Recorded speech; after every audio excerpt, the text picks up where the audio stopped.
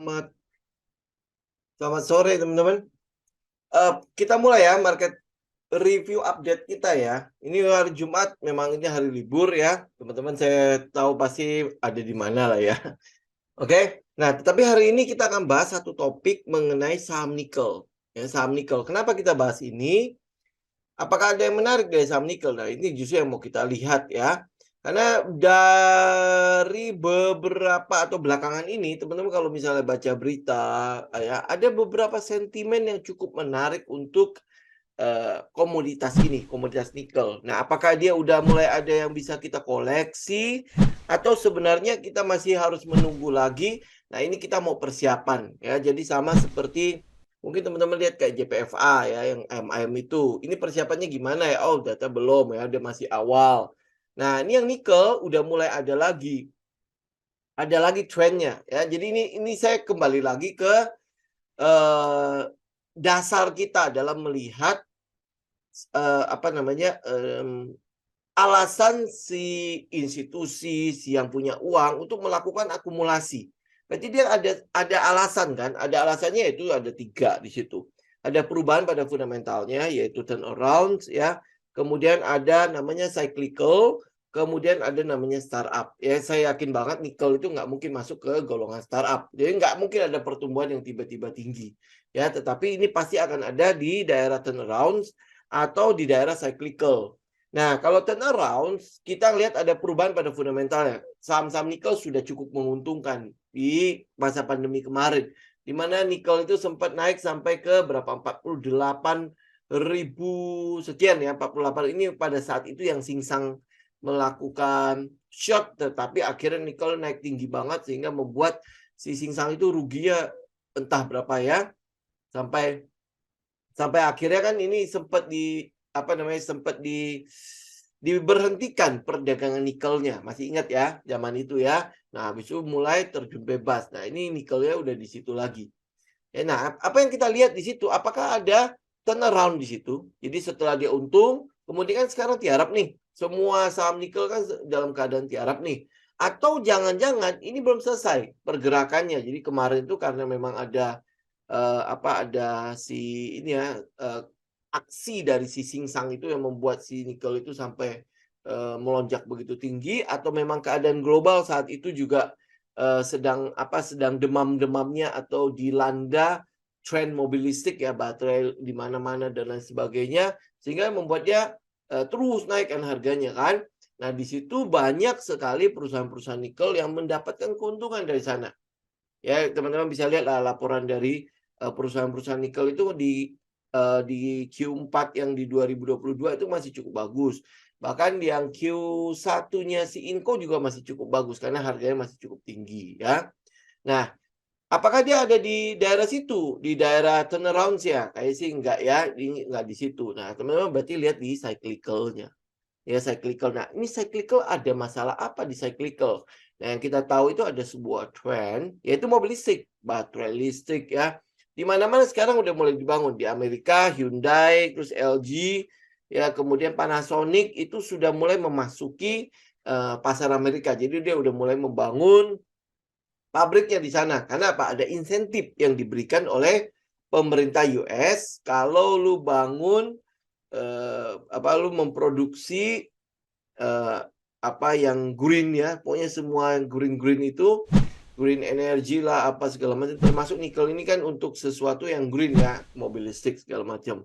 Padahal kalau teman-teman ya, ini cuman di antara kita doang, nanti teman-teman riset ya.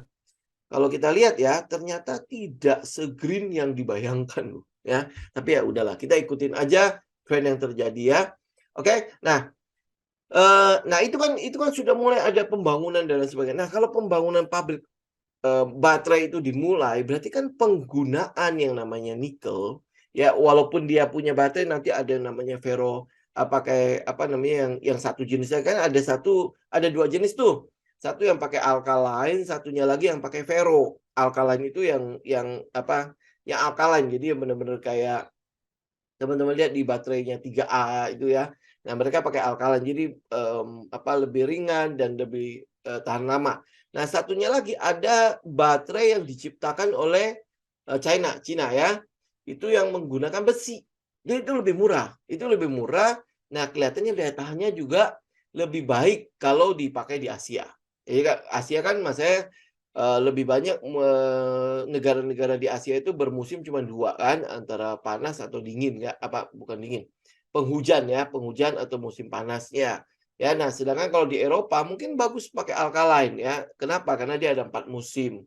Jadi dia ada musim dinginnya, ada musim saljunya, ada musim gugurnya, ada musim seminya, dan ada musim panas. Jadi rata-rata kalau 3 musim itu lebih dingin, ya. Nah, cuman yang di musim summer aja yang mungkin dia agak panas. Sedangkan kalau di Asia, kebanyakan memang ya lu lihatlah di Indonesia bagaimana ya, terus habis itu di ASEAN itu rata-rata kan, nggak ada salju kan, paling, ini hasil riset saya sih ya, Vietnam dekat-dekat, China itu ada bagian di Vietnam itu yang bersalju, tapi selebihnya itu hampir boleh dibilang ya cuman penghujan dan panas gitu ya. Nah, populasi dunia juga memang jauh lebih banyak di daerah sini, plus India kan, teman-teman bisa lihat ya. Nah, itu teman-teman riset ya, ini cuma cerita ada. Nah, jadi ada beberapa sentimen yang mungkin akan mempengaruhi cyclical dari komoditas ini. Oke, jadi yang tadi kita bilang ya, kalau alasan startup mungkin belum ya, kita belum akan lihat ada pertumbuhan, pertumbuhan, pendapatan yang tinggi. Ya mungkin ada salah satu dari saham nikel itu yang pertumbuhan pendapatannya lumayan tinggi. Teman-teman pasti bisa ketebak lah, saham apa itu. Kemudian kalau kita bicara mengenai turnaround, kayaknya enggak, dia dia belum turnaround ya, kecuali mungkin, saham nikel yang masih kecampur dengan batu bara, itu mungkin sedang, turun karena batu baranya, tetapi pendapatan dari nikelnya masih cukup stabil, kalau kita lihat seperti itu ya. Nah, yang kita lihat alasan melakukan pengumpulan barang untuk saham-saham nikel adalah cyclical-nya. Ya, cyclical. Jadi, cycle-nya yang terjadi dengan kenaikan komoditas si nikel ini setelah di-ban, setelah tidak boleh diekspor mentah ya, oleh pemerintah Indonesia. Nah, itu mengalami kenaikan pada harganya. Nah, cyclical kenaikan harga pada nikel ini kelihatannya belum selesai. Oke? Kelihatannya belum selesai. Nah, kenapa ini udah naik tinggi banget, ini sekarang udah turun? Ini ya, makanya kalau teman-teman tahu alasan kenaikan harga ini, ya karena memang ada pandemi, kemudian terjadi broken chains, ya segala macam kan. Kemudian di sini juga ada tren mengenai penggunaan nikel yang begitu tingginya. Jadi nikel tadi kan baterai mobil listrik itu pakai kobalt. Ya, kobalt.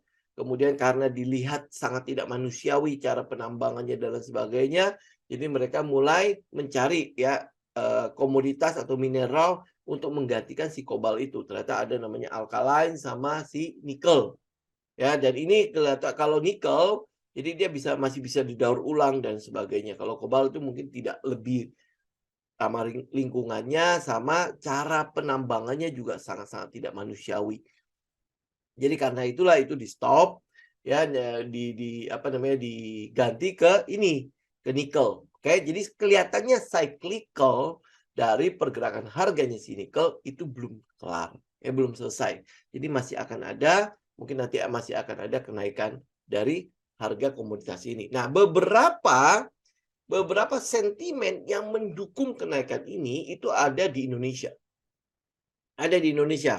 Kalau negara lain teman-teman riset sendiri lah ya, kalau memang menemukan sesuatu yang berasal dari yang di luar negeri yang bisa menggerakkan harga komoditas ini, ya teman-teman nanti bisa share ya. Oke, nah ada tiga sentimen yang mungkin akan dipakai atau kalau sampai itu jalan, itu mungkin akan bisa menggerakkan kembali pergerakan harga nikel ini. Mungkin ya. Oke, nanti kita tinggal konfirmasi demi konfirmasi. Oke. Nah, yang pertama adalah akan dibuat ini Indonesia ya. Jadi akan dibuat harga acuan nikel Indonesia. Jadi sama kayak harga acuan batu bara Indonesia, harga acuan minyak Indonesia. Itu kan ada ya harga acuannya ya.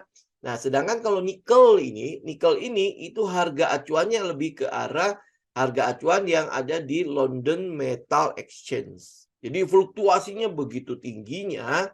Nah, sehingga untuk perhitungan royalti, berapa sih yang harus gue bayar ke pemerintah? Nah, itu fluktuasinya itu terlalu tajam. ya yang membuat orang malas bikin smelter. Ya, orang malas bikin smelter. Kenapa? Karena kalau dia bikin smelter tanpa ada tambang, dia harus membeli dari penambang, itu harganya itu fluktuasinya terlalu tinggi. Ya terlalu besar. Nah, sehingga kalau dia beli terlalu mahal, kan berarti dia harus bayar royaltinya juga mahal. Nah, dia jualnya mungkin akan mengurangi keuntungannya mereka. Ya, jadi kalau fluktuasi begini terus, orang yang tidak punya tambang malas bikin smelter. Ya, malas bikin smelter. Nah, karena itulah diperlukan harga acuan untuk menghitung berapa sih royalti yang harus dia bayar. Ya, sama mungkin teman-teman lihat kayak sawit ada, minyak ada, batu bara ada kan. Nah, ini nikel ini juga mau dibuat harga acuan nikel Indonesia. Dan diharapkan itu kurang lebih akan selesai dan mulai berlaku di akhir 2023. Jadi masih lama, ya masih lama. Ya sama kayak BRIS lah ya, kayak BRIS ada sentimen yaitu penggabungan unit syariahnya BBTN masuk ke BRIS dan itu diharapkan selesai di akhir tahun. Jadi apa yang teman-teman lakukan? Ya gue udah lihat dong teknikalnya. Kalau ada peluang untuk memasuki itu sebelum kejadian, ya kan? Nah, ini sama halnya dengan nikel. Kalau ada peluang untuk kita bisa masuk, nah kita mungkin akan mulai melakukan cicilan duluan. Ingat ya, ini akhir tahun baru akan terjadi. Nah, jadi jangan lu tunggu sampai beritanya, oke harga acuan jadi. Terus habis itu harga udah kemana-mana. Nah, itu yang kita nggak mau. Ya. Makanya kemarin yang coaching kelas itu, saya kasih judul, cara beli saham, cara gajah. Ya, jadi kita beli sesuai dengan institusi. Kenapa kita harus membeli dengan cara institusi? Karena apa? Mereka punya uang gede, mereka punya uang besar, sehingga mereka akan melakukan pembelian dengan bertahap. Karena kalau dia langsung masukin dengan uang gede, itu udah pasti harganya kemana-mana. Ya, nah jadi kita saat ini apa yang kita lakukan? Kita research. Kira-kira dia punya alasan nggak untuk melakukan pembelian? Kalau dia punya alasan, gue mau lihat secara teknikal, ada nggak tempat di mana itu adalah daerah low risk, ya daerah dekat support, di mana risk gue kecil, tapi reward gue gede. Gitu. Ada nggak daerah-daerah di mana itu? Nah, itu yang mau kita persiapkan. Jadi kalau dia turun kembali ke daerah itu, gue cicil. Ya. Atau nanti dia naik, ini kira-kira udah selesai belum? Ya kalau dia udah selesai berarti nanti gue cicil bertahap nih sampai nanti dia SOS gitu. Jadi dari sekarang kita udah mulai memetakan. Ya mulai memetakan. Jadi mungkin kalau teman-teman lihat kayak ACE kan udah jalan. Ya kan? Atau deal kan udah jalan. Tetapi kita ngomongin ACE, kita ngomongin deal dari kapan? Dari bulan Maret ternyata. Dari bulan Maret dan hari ini kejadian. Nah, sama halnya dengan kita ngomongin soal bank ya kayak BBTN. BBTN mungkin masih itulah ya. Apalagi teman-teman mungkin masih khawatir ada gap di situ ya. Kalau sampai gap itu ditutup berarti itu spring atau shake out.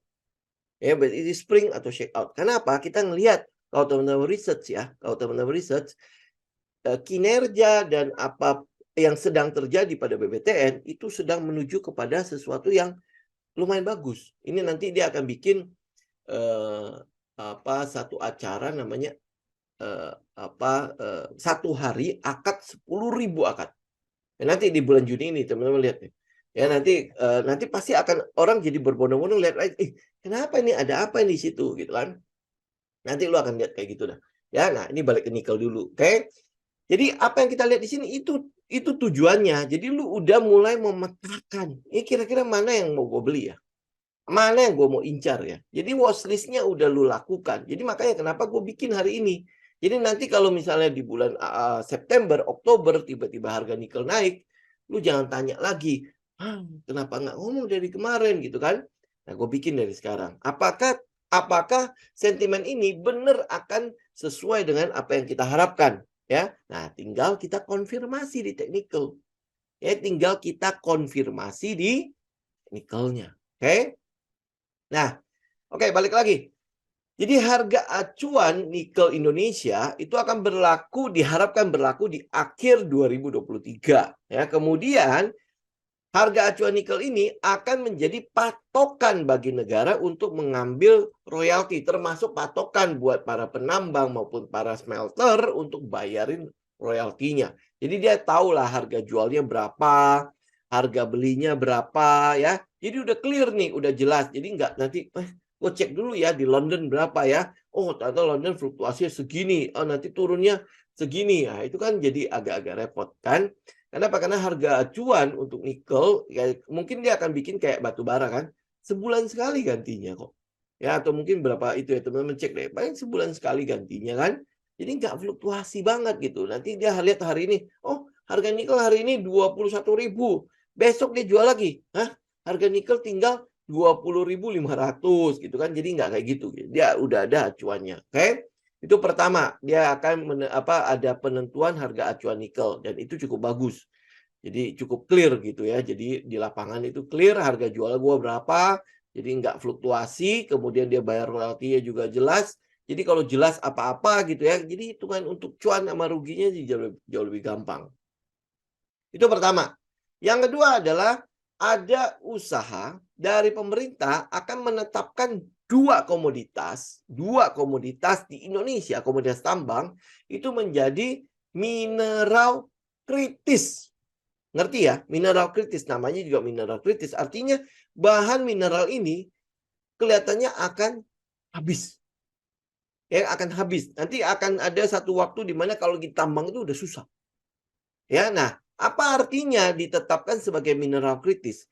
Artinya berarti nanti akan ada kuota untuk melakukan penambangan sama seperti yang terjadi pada batu bara. Batu bara kan teman-teman lihat sendiri ya, setiap tahun itu ada kuotanya. Ya, kuotanya berapa dan lain sebagainya. Nanti nikel ini juga akan dikuotakan. Nah, kalau dia udah dikuotakan, apa yang terjadi pada harganya? Ya, berarti kan apa? Barang ini mungkin akan jadi sulit. Ya, barang ini mungkin akan jadi sulit untuk didapat. Jangan lupa, teman-teman, ini data 2021 ya. Nikel Indonesia itu berhasil menguasai produksi nikel di dunia itu sekitar 27 sampai 30%. Ya, 27 sampai 30%. Itu tahun 2021 loh ya. Jadi makanya deket-deket ya, paling turunnya nggak jauh-jauh lah ya.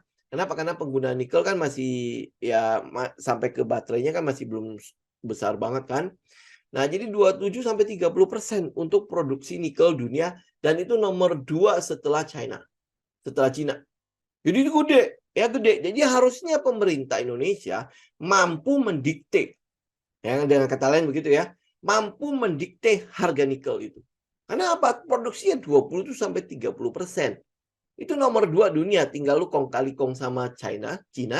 Ya, mungkin itu udah menjadi 50 sampai 60% kalau dua negara itu digabungkan. Ya, cuma ya Cina kan pasti punya kepentingan kan? Ya, dia produksi mobil listrik juga cukup banyak di negaranya dia. Oke? Jadi ada usaha untuk menetapkan dua komoditas ini menjadi mineral kritis. Yang pertama adalah nikel, ya kayak kita ngomongin hari ini, nikel, dan yang kedua adalah timah. Oke? Dan keputusan ini diharapkan akan keluar bulan depan. Ya, bulan depan. Nah, ini bulan depannya ini antara Juni atau Juli. Oke, nanti teman-teman cek lagi ya. Antara Juni atau Juli. Ini bulan depannya di mana nih soalnya? Ya, nah ini bulan depannya mana? Kalau Juni dia keluar, teman-teman akan lihat ada lonjakan pada nikel. Pasti. Kenapa? Karena sentimen itu ditetapkan sebagai mineral kritis. Jadi ini adalah bahan mineral yang sebentar lagi habis. Mungkin persediaannya cadangan di Indonesianya mungkin udah tidak besar. Ya, sudah tidak besar. Sehingga harga jualnya pasti akan lebih tinggi. Pasti dibuat akan lebih tinggi. Nah, kalau harga jualnya dibuat lebih tinggi, ya itu berarti pemasukan untuk si perusahaannya. Ya, perusahaan akan mendapatkan pemasukan yang lebih besar. Jadi otomatis harga nikelnya pasti akan berfluktuasi lagi. Ya lu kan lihat ya, ini aja kalau kita lihat dari teknikalnya, itu udah berada di dekat ke support. Ya, bahkan udah di support malah ya. Di ya sekitar 19.200 ya. 19.500 itu harga nikel ya. Lalu akan lihat tuh daerah-daerah situ. Kita mau lihat nih, ini turun udah mulai kecil-kecil. Memang setelah kejadian Singsang itu, volume untuk nikelnya itu memang sangat-sangat kecil. Ya mungkin karena mereka udah stok atau apalah ya, kita nggak tahu ya. Tetapi yang pasti tren untuk nikelnya, cyclical untuk nikelnya itu kayaknya belum selesai, belum akan selesai. Dengan 2030 di mana negara-negara maju juga harus mencapai kalau tidak salah di atas 50 atau 60% ya kendaraan mereka itu listrik. Jadi bukan bukan dari ini lagi dari fosil. Ya bahkan di Inggris atau Eropa ya atau Eropa serentak ya 2030 itu tidak boleh lagi ada mobil fosil yang berbahan bakar fosil yang berjalan di jalanan Eropa.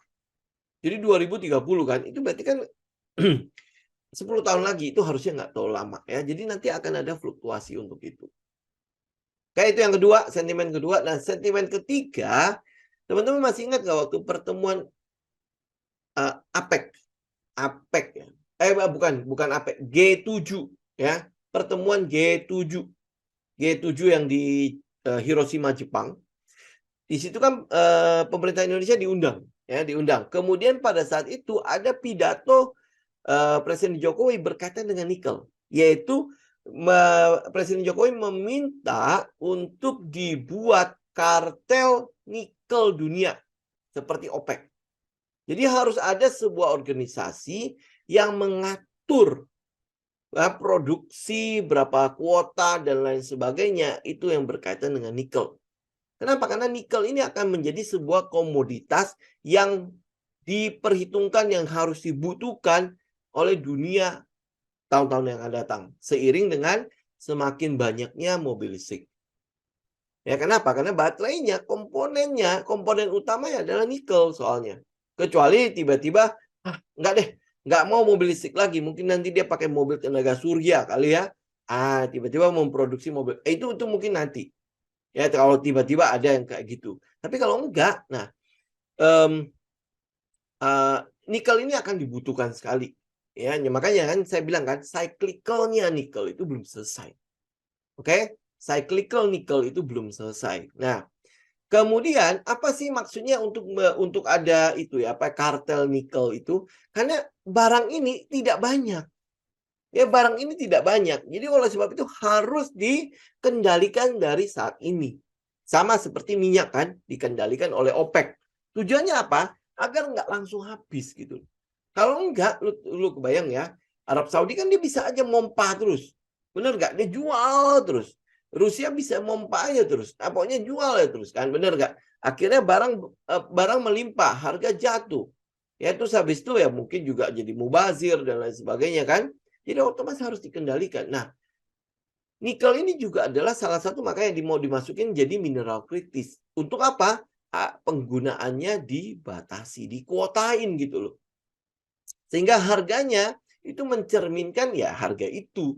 Harga dari barang itu. Karena barang ini mungkin terbatas. Nanti akan jadi kayak emas gitu ya.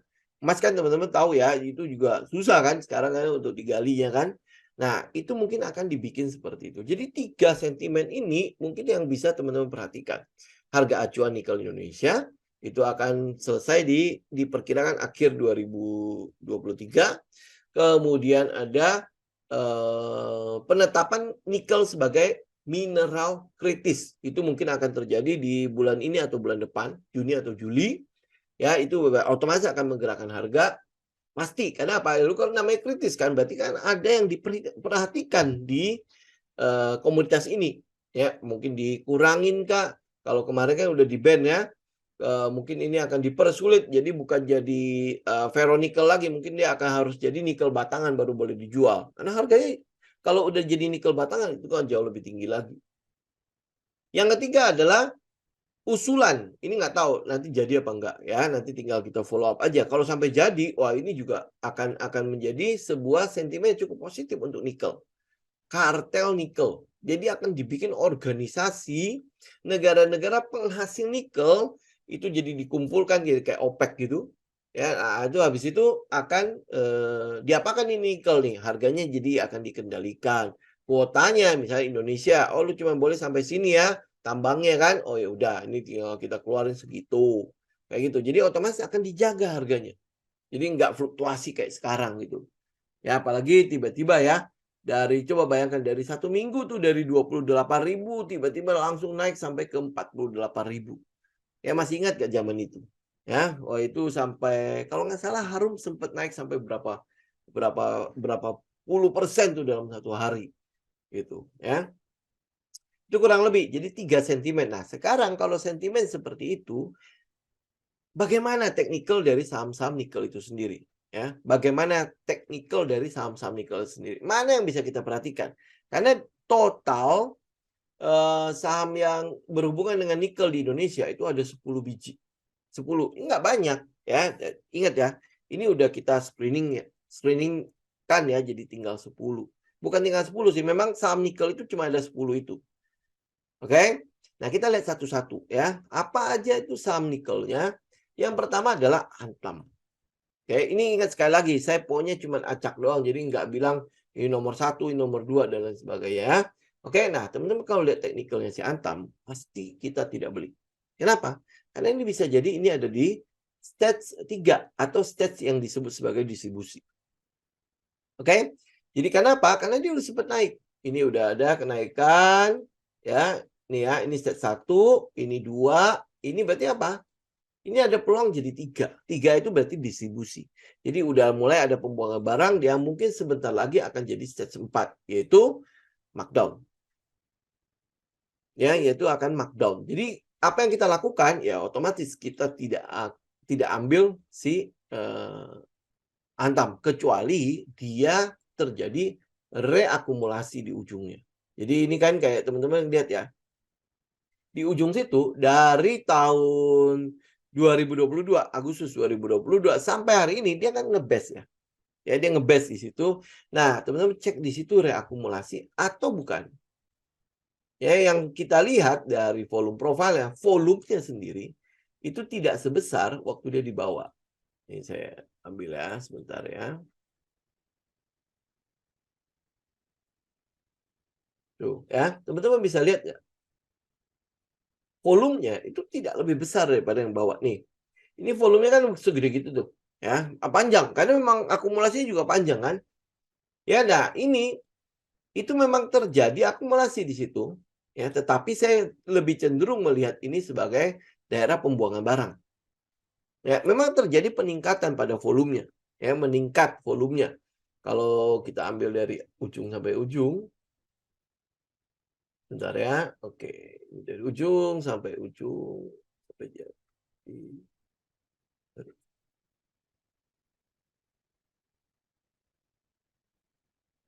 Nah, teman-teman lihat ya, harga rata-rata atau volume terbesar mereka tetap di bawah.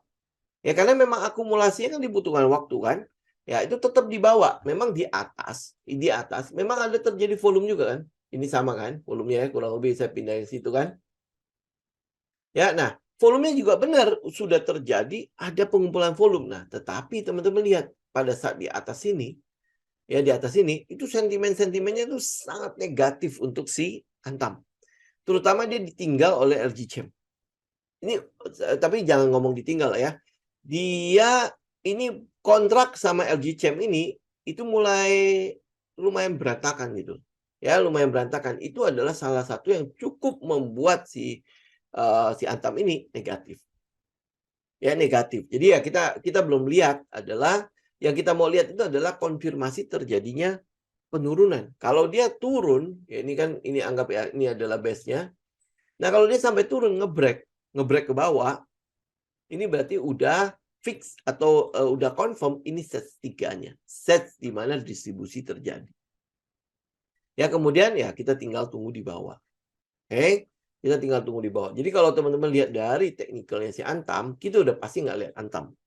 Yaitu satu teknikalnya butuh konfirmasi. Oke, teknikal butuh konfirmasi. Yang kedua, Antam ini adalah saham sejuta umat.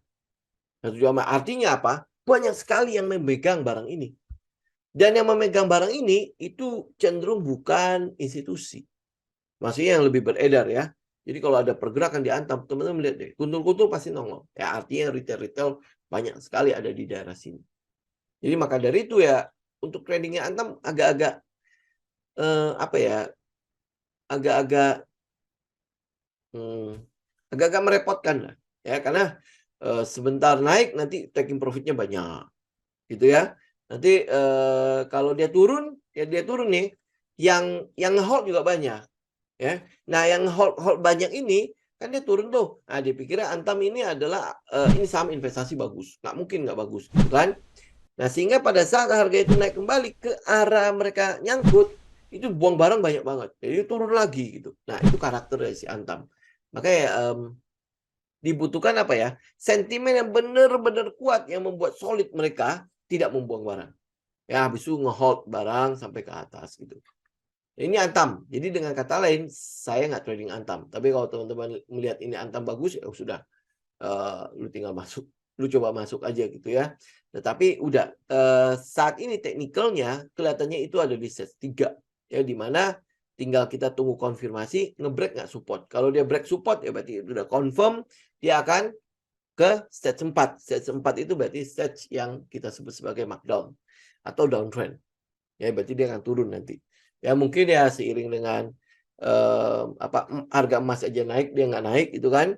Kemudian harga nikelnya dan untuk Antam sendiri ya, nikel itu bukan komoditas utamanya si Antam. Ya komoditas utamanya si Antam itu adalah bauksit sama emas. Ya bauksit sama emas. Termasuk dia ada sedikit tembaga. Ya nikel ini adalah masih ya nggak segede emas, bauksit ya, emas sama bauksit. Jadi nggak segede itu gitu. Oke. Nah, karena itulah makanya untuk sentimen-sentimen untuk nikel kelihatannya juga nggak terlalu gede-gede banget pengaruhnya ke Antam. Kecuali kalau dia benar akhirnya jadi bikin pabriknya. Kalau benar ya, udah jadi, mungkin itu nanti ada sentimen ke sana. Tapi kalau enggak, mungkin ya kalau saya boleh saran ya, hindarin aja lah. Jadi Antam jangan diidentikan dengan nikel. Oke, kayak gitu ya. Ya, dengan kata lain seperti itulah. Antam jangan lu identikan dengan nikel. Dia dapat sentimen nikel karena ada penugasan dari pemerintah atau Mines ID untuk pabrik baterai. Gitu aja. Oke. Ini Antam ya. Jadi kalau untuk lihat teknikalnya kita masih no untuk Antam. Oke. Kemudian yang kedua adalah Inco.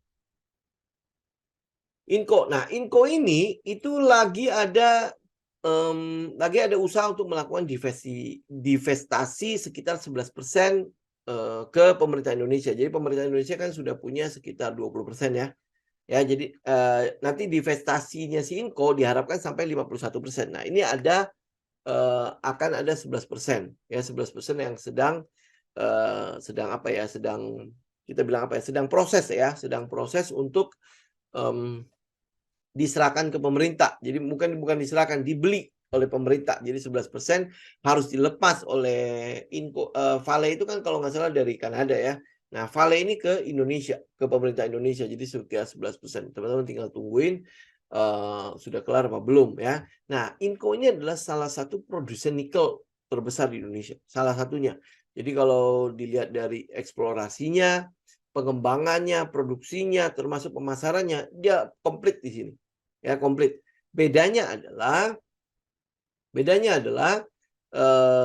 porsi pemerintah memang tidak terlalu banyak di situ, sehingga kalau dia mau memperpanjang apa itu izin usahanya atau apa gitu ya, izin penambangannya segala macam, divestasi ini harus terjadi dulu, baru dia bisa diperpanjang.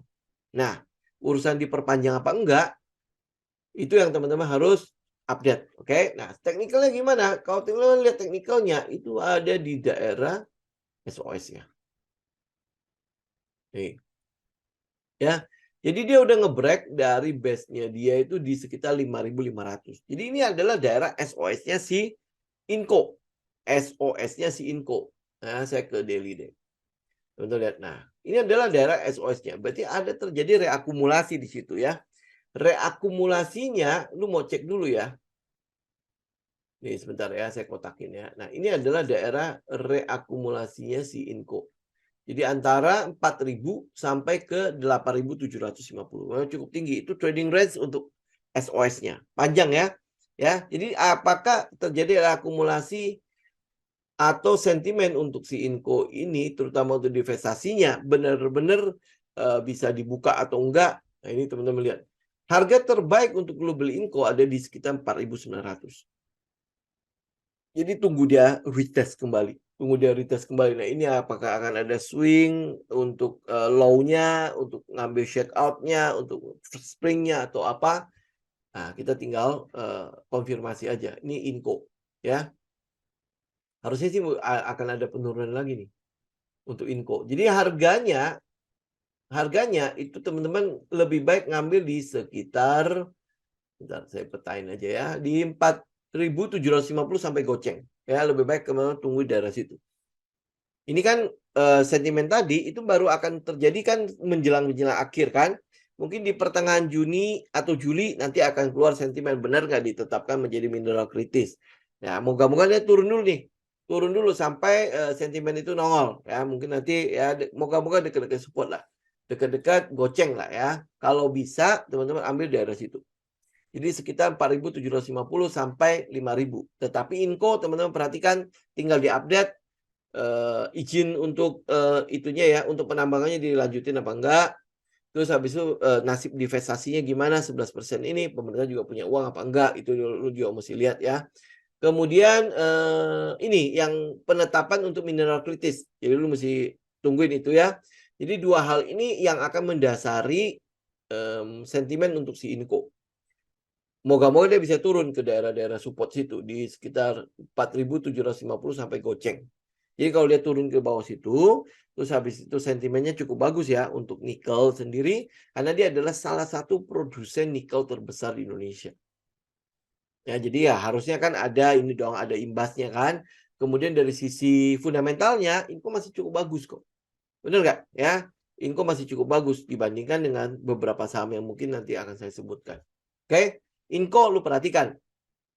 4.750 sampai sekitar goceng ya sampai 5.000. Oke, ini Inco. Yang ketiga adalah ini yang sering saya sebut sebagai underdog, yaitu DKFT. Ya, DKFT. Kalau ini kan murni ya, murni nikel. Murni nikel.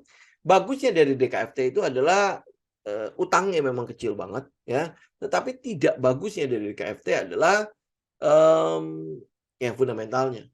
Ya, fundamentalnya. Dia kemarin nikel bagus-bagusnya juga dia tidak kemana-mana ya, makanya ditandai sama bursa, ditandai sama bursa. Itu yang membuat saya bilang ini adalah saham underdog. Buat teman-teman yang tidak berani mengambil risiko terlalu besar, nggak usah ke DKFT. Ya, nggak usah ke DKFT. Tapi kalau lu berani, ya lu berani, oke lah, oke, gua coba alokasikan dana gua, modal gua ke DKFT, mungkin ya berapa persen lah ya. Nah itu oke ya, itu oke. Dan lu udah siap dengan risikonya, oke ya. Dan kalau teman-teman lihat DKFT itu lebih firm atau lebih kelihatan patternnya ya, pattern Wyckoff price cycle-nya itu kelihatan sekali. Jadi dia ada di daerah C1. Nah, apakah dia akan jadi saham turnaround? Dia akan jadi saham turnaround atau tidak? Kenapa? Karena sentimen dari saham-saham dari komoditas nikel itu cukup lumayan. Ya kalau sampai dia turnaround, ini kan saham pure banget, murni nikel. Dia nggak ada yang lain misalnya. Jadi dia murni nikel. Ya. Jadi ini apakah dia akan jadi salah satu pilihan kita? Ya, kalau lu berani ya. Kenapa? Karena kalau secara fundamental memang dia masih terlalu mudah untuk kita masih terlalu dini untuk kita katakan bahwa dia akan turn around. Walaupun memang kalau dari sisi utang ya, dari sisi DER-nya segala macam dia cukup bagus gitu ya, cukup bagus, utangnya kecil gitu loh. Ya, sisanya ya tinggal bagaimana dia menjualnya. Terus dia nggak punya smelter itu ya. Berarti dia akan minjem atau dia menjual ke smelter. Nah, smelter ini siapa yang dia jual? Nah, apakah si smelter ini mau nggak gitu ya? Selama ini bagaimana? Karena selama ini di KFT itu dijual langsung ke China, ya ke China. Nah, dia kan sekarang harus itu kan harus dibuat jadi dari yang peak itu ore atau mentah menjadi ferronikel. Nah, dia kan berarti harus diproses di smelter ini. Ya, nah, bagaimana proses smeltingnya dan lain sebagainya lu mesti lihat di DKFT. Kabar terakhir adalah dia sedang membuat smelter. Ya, teman-teman bisa cek deh. Itu kira-kira udah sampai gimana gitu. Karena bikin smelter itu tidak mudah. Ya nih. Ya nih. Ini tanggal berapa ya? Tanggal 16 Januari. Jadi awal tahun itu dia mengambil perusahaan smelter nikel dari siapa ya? Dari PT Cor Indonesia, dari 3 anak perusahaannya. Ini ya. Dia store modal 32%. Ini smelternya si DKFT. Oke, tetapi bukan 100% dia punya, dia cuma punya 32% nih. Ya dia baru punya 32%. Nah, mungkin kalau misalnya kalau dengan 32% ya mungkin dia udah bisa mengendalikan. Ini kalau gua taruh ya barang gua untuk dilebur di tempat lu harusnya lebih murah. Karena ini salah satunya kan gue punya juga gitu ya. Dianggapnya seperti itu loh gitu. Nah, itu nanti teman-teman tinggal lihat bagaimana perjalanannya ya. Dia benar nggak lebih murah kalau dia taruh di situ karena dia punya 32% karena dia baru diakuisisi kan. Tapi baru diakuisisi 32% berarti masih ada 68% itu masih punya orang kan, masih punya perusahaan lain kan. Berarti apakah dia bisa menetapkan harga, terus kalau dia taruh di situ bagaimana smeltingnya dan lain sebagainya. Nah, tetapi teman-teman lihat ya, ada usaha untuk memperbaiki fundamentalnya. Karena dia harus punya smelter. Kalau dia cuma punya tambang doang, nggak bisa diekspor lagi sekarang. Ya dia harus smelting, dia harus bikin jadi ferronikel kan, apalagi nanti kalau jadi nikel batangan kan, kayak gitu. Jadi teman-teman perhatikan ini. Ini kalau secara teknikal sangat-sangat apa ya? Confirm dengan cycle-nya. Ya, cycle-nya. Makanya saya bilang ini underdog. Karena kita mesti gali nih, kayak sekarang nih, dari Januari kan kita udah lihat nih, dia mengakuisisi atau mengambil alih saham perusahaan smelter.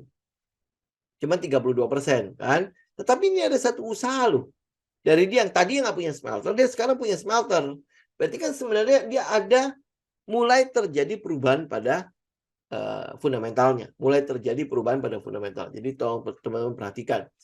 Ini kedepannya mungkin akan bagus. Apalagi kalau nanti udah ditetapkan ya harga acuan nikelnya, terus habis itu jadi mineral kritis, kemudian kalau sampai jadi dijadikan ini kartel, wah itu akan jadi satu komoditas yang akan diperebutkan. Nah, salah satu saham yang mungkin tidak akan diperhitungkan orang adalah DKFT. Tetapi kalau teman-teman research, ini kok menuju ke sesuatu yang baik ya. Menuju ke sesuatu yang baik. Tapi lu tetap mesti konfirmasi ya. Ini harus ada confirm dan confirmnya. Karena 2 hari ini kalau tidak salah sudah arah. Nih.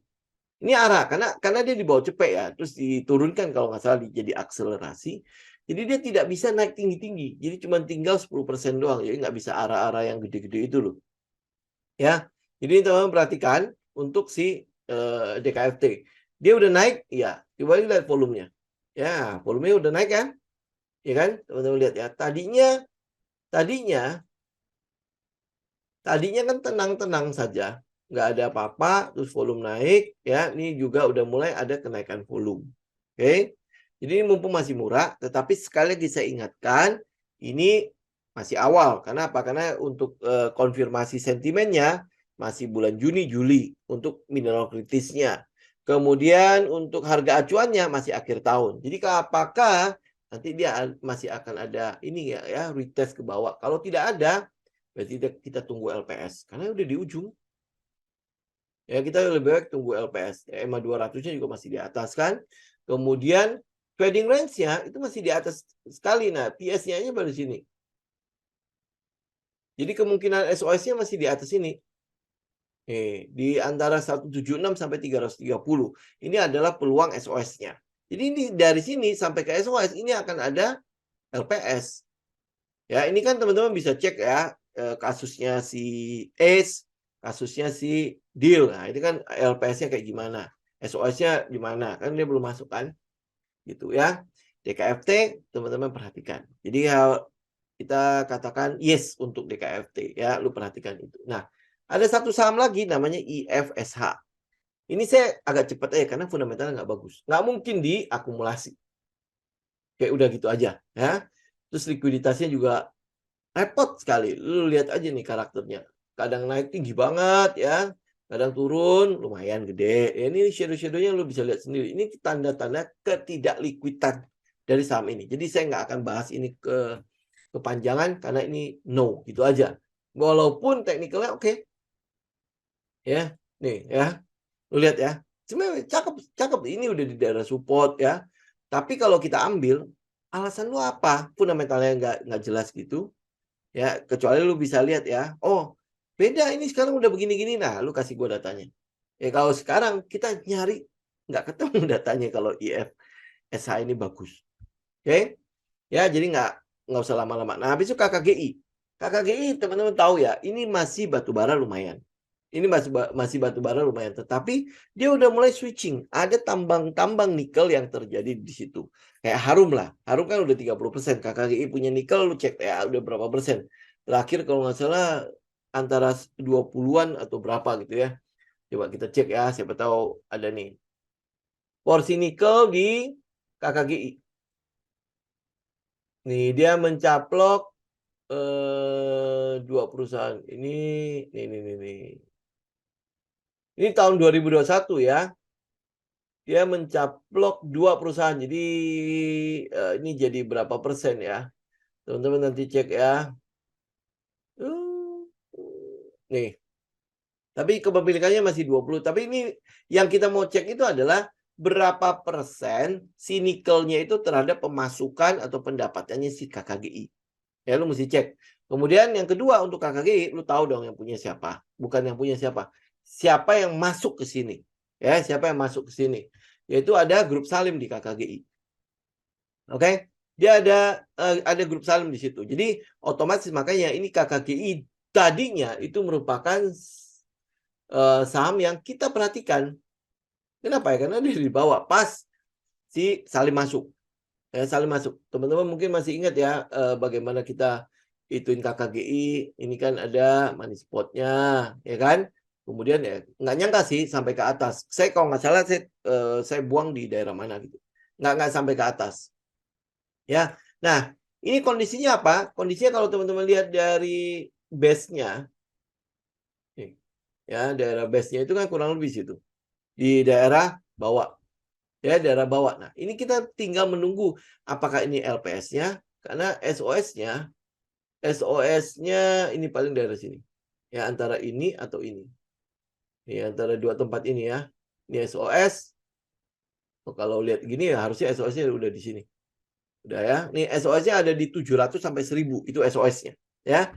Nah, untuk stage satunya ini dia baru ngebreak. Berarti ini adalah masih mengambil LPS, tapi ini weekly ya. Ini weekly. Kalau teman-teman lihat di daily-nya. Ini daily-nya. Nah, ini adalah stage 3-nya, ini adalah 4-nya ya. Jadi ada peluang dia mau melakukan reakumulasi. Lalu lihat tunggu di mana dia akan melakukan reakumulasi. Kalau lihat dari daily-nya, ini ada peluang dari sini. Daerah reakumulasi yang lu tinggal nantikan lagi ya di daerah 224 sampai 350.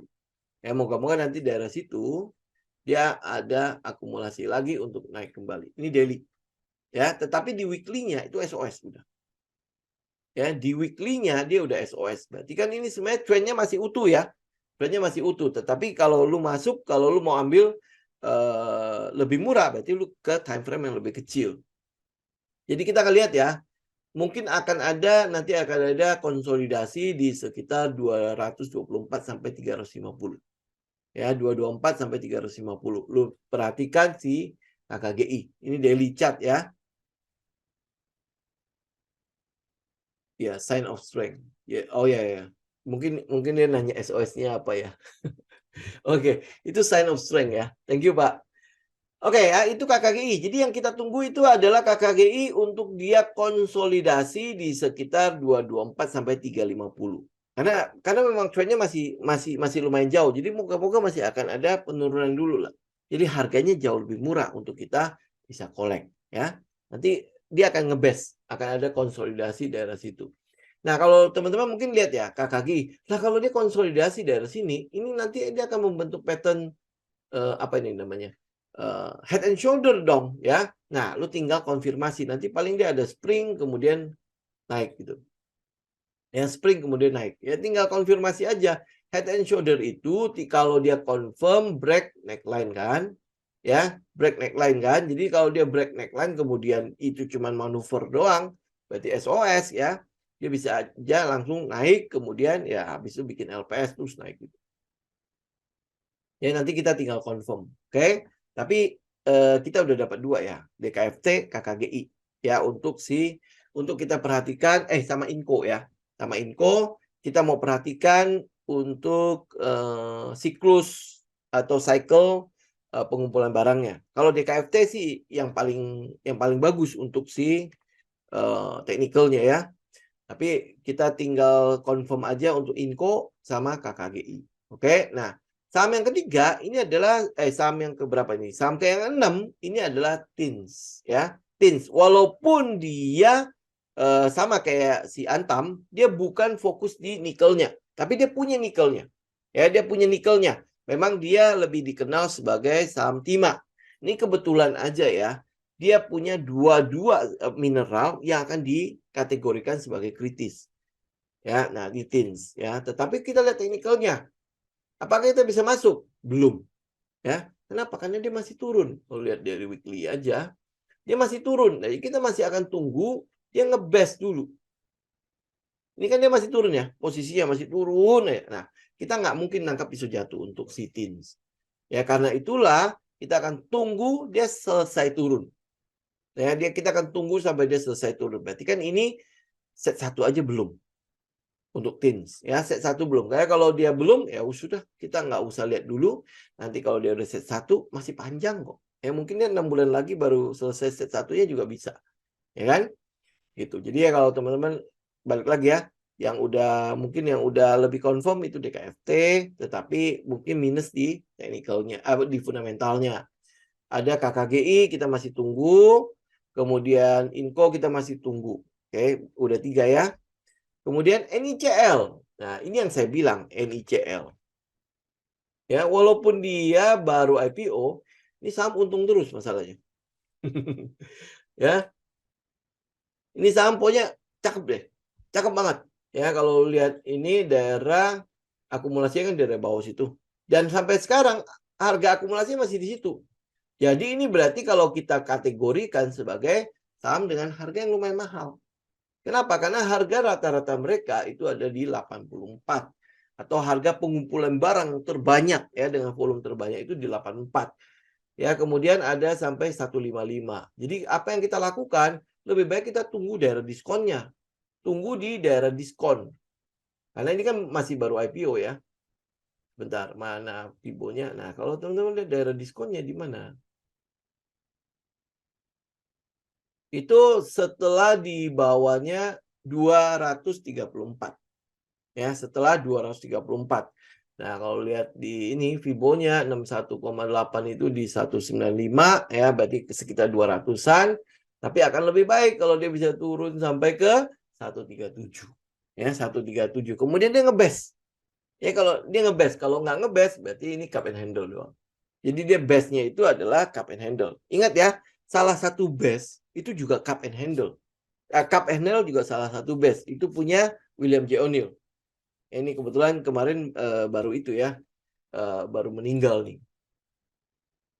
Ya ini cup and handle-nya, teman-teman bisa lihat ya, handle-nya sedang dibentuk. Ya, tapi ini saya berharap adalah dia jebol aja. Ya, dia jebol ke arah sekitar 186 sampai 137-an ya, 140 lah. Ya daerah situ.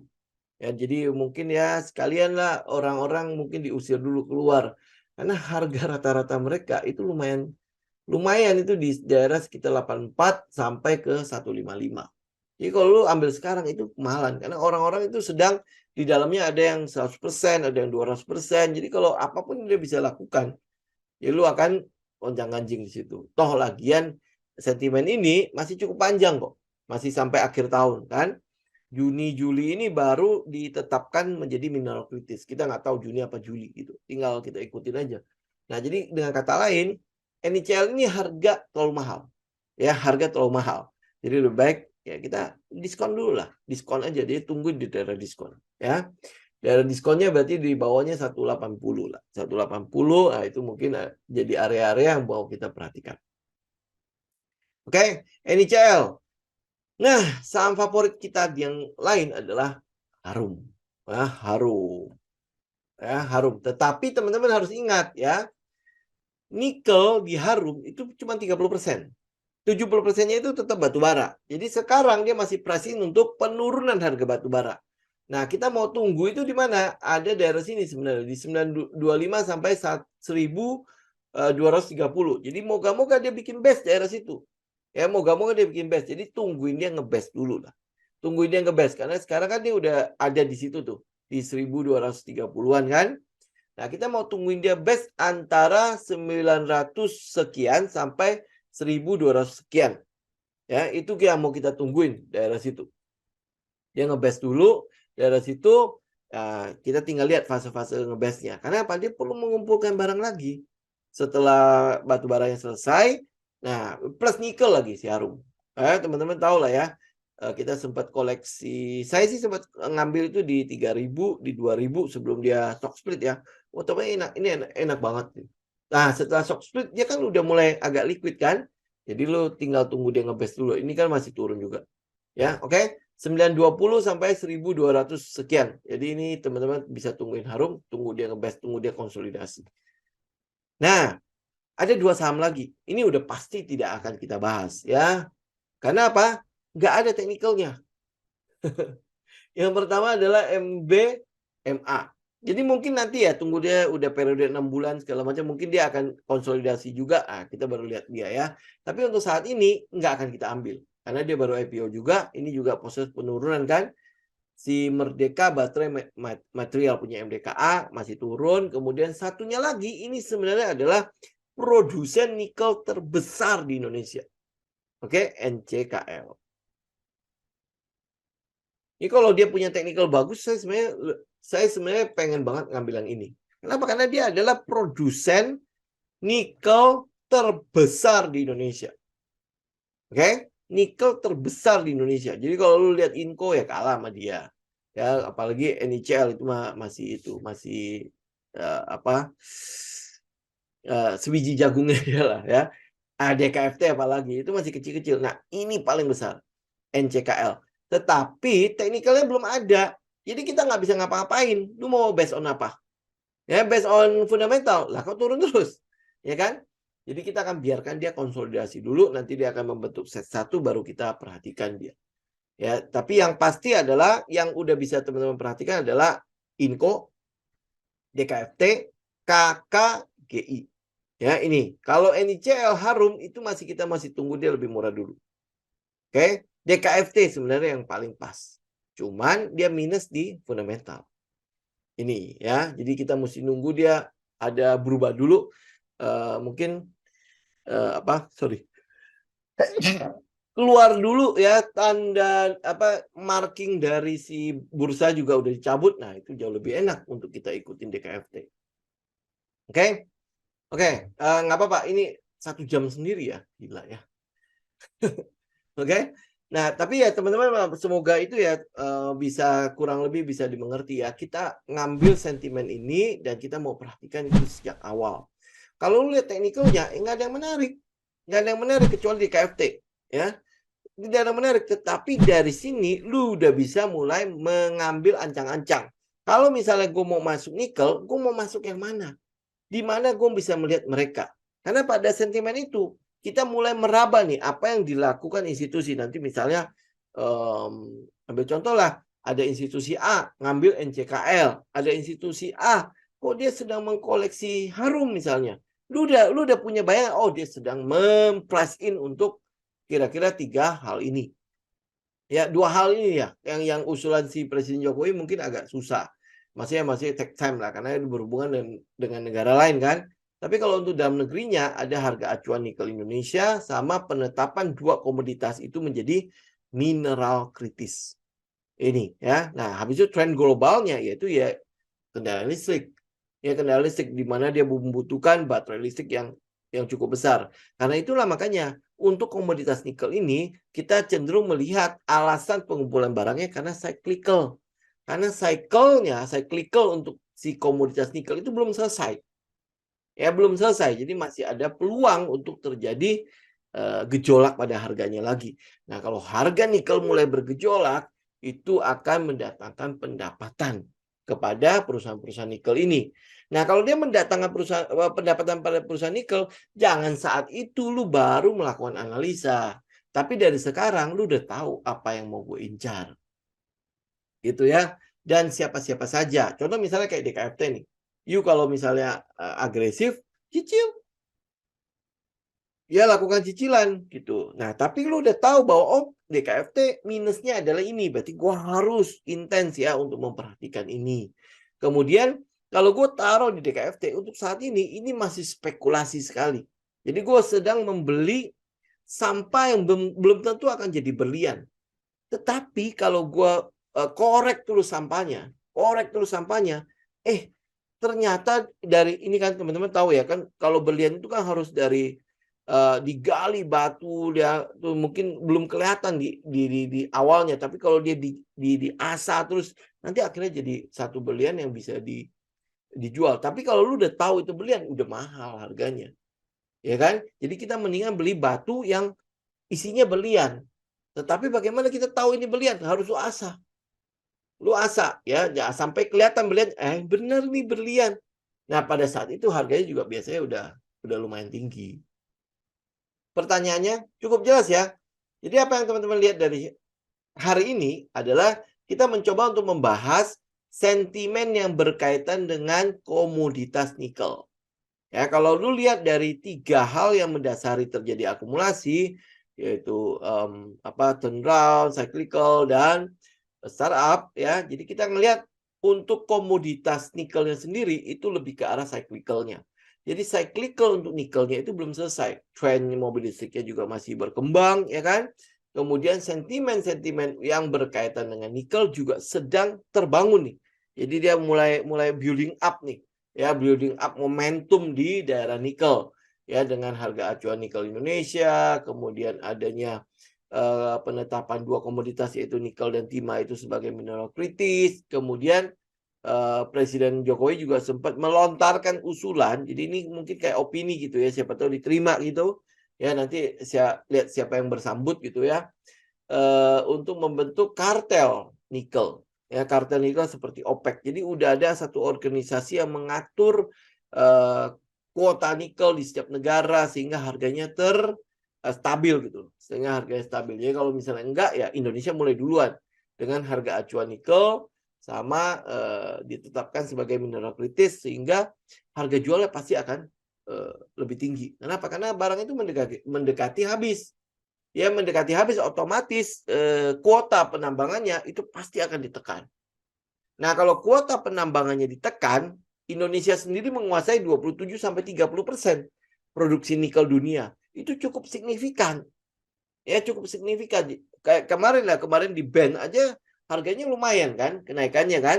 Nah, apalagi ini dibatasi lagi. Udah di ban dibatasi lagi ekspornya. Nah, ini yang mungkin akan kita lihat gejolak pada pergerakan harga nikel itu akan mulai terjadi. Ditambah lagi pendapatan dari si perusahaan-perusahaan yang siap itu pasti akan terjadi. Mereka yang siap itu terutama untuk tambangnya ada sama smelternya ada. Oh, itu jauh lebih ini ya. Jauh lebih punya peluang untuk menangkap momentum ini. Jadi karena itulah makanya kita bahas hari ini siapa-siapa saja. Nah, lu tinggal perkuat research-nya. Jadi apa yang bisa gue pegang nih? Tadi ada Inco, ada DKFT, ada KKGI. Ya, yang lain bagaimana nih? Harum udah bikin belum smelter? NICL ada smelternya nggak nih? Ya, jangan-jangan nggak ada nih smelter. Yang ada yang 2 yang baru nih, misalnya MBMA sama si NCKL. Kalau Harita ini saya tahu bahwa dia udah punya smelter. Ini udah ready banget ini.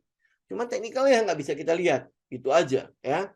Jadi mungkin ya karena ada waktu sampai akhir tahun. Ini mungkin nanti Juni Juli itu nanti akan ada itu ya keputusan untuk si mineral kritisnya. Apakah nanti diundur atau enggak ya kan hasil kong kali kong kan. Teman-teman tahu lah ya. Nanti tinggal kita lihat teknikalnya. Nah, kalau nanti udah mulai keluar Juni Juli, biasanya nanti akan ada sinyal-sinyal tuh di teknikal. Kita bisa lihat apa. Gitu. Jadi siapkan dari sekarang. Persiapkan dari sekarang. Jangan sampai udah naik, udah kemana-mana, lu kejar. Nah pada saat lu kejar, lu udah ngambil di pucuk, dia turun. Nah lu udah ketar-ketir. Ya, nah yang saya ngeri itu gini loh. Lu udah ngambil di pucuk karena lu yakin bahwa nikel ini akan jadi begini gini gitu kan. Ya, nah ini yang saya ngeri, ditahan ya itu di situ. Ternyata dibatalin semua sama pemerintah yang akan datang. Wis udah bubar. Gitu ya. Jadi jangan kayak gitu. Kita selalu ngambil di daerah halte. Ngambil daerah halte kan kita udah tahu nih sentimen-sentimennya. Nah, halte di mana? Itu yang mau gue incar, haltenya. Kenapa di halte? Karena itu daerah low risk. Jadi kita naik bus, naik pesawat itu enteng ya, memang dia belum bergerak, belum ngapa-ngapain, lu tinggal santainya gitu loh. Ingat trading kita trading santai. Jadi saya bukan trading yang tergopoh-gopoh. Oh, pada saat naik, ayo kita kejar. Enggak, trading dengan santai gitu. Lu kalau trading dengan santai, lu tahu resiko lu di mana, lu tahu emosi lu di mana, kita stabil gitu loh. Oh resiko gue sih gitu, kalau dia turun ya sudah, gue tinggal bubar. Misalnya contoh, kayak kita naik pesawat, tiba-tiba ada yang buka pintu darurat, ya gue tuh turun masih di bawah kok. Gitu ya, nggak pusing kan? Tapi kalau dia buka pintu darurat, ada di atas, ada di udara, tahu dong ya berita itu, apa nggak panik loh? Gue loncat, gue mati. Ya, gue cut loss, gue habis nih karena dia masih di atas. Ya kan? Jadi dilema kan, psikologi lo udah pasti kacau balau di mana-mana. Gitu ya, kita nggak trading seperti itu. Trading lah dengan santai. Kalau lu santai, lu resiko lu tahu, psikologi lu pasti terjaga. Otomatis money management lu, gue mau cicil berapa, gue udah atur dari awal. Jadi bukan karena dikit-dikit dikejar gitu.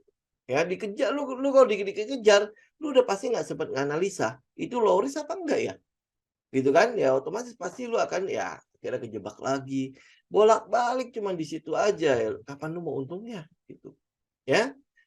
JPFA udah kita bilang berkali-kali itu baru.